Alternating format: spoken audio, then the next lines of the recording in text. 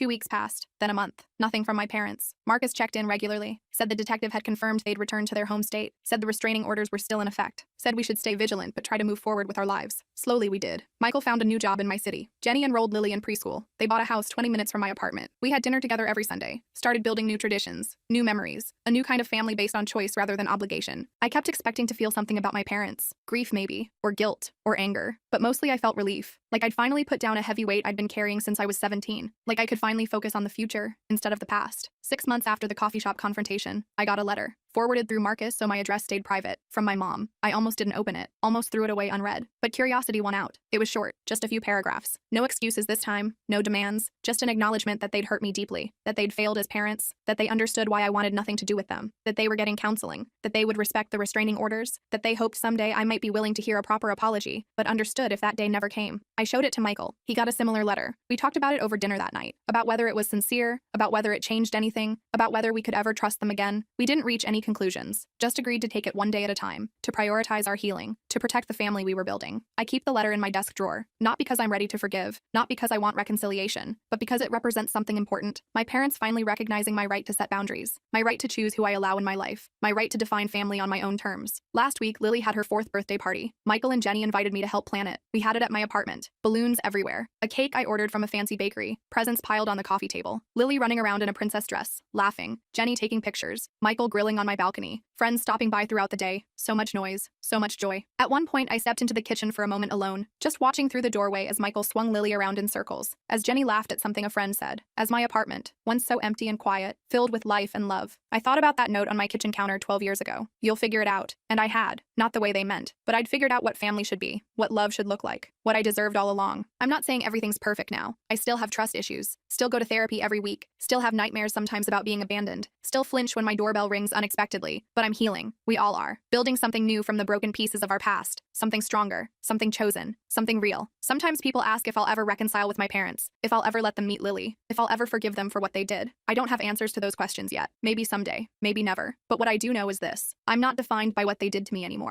I'm defined by what I built after, by the person I chose to become, by the family I chose to create, and that's enough.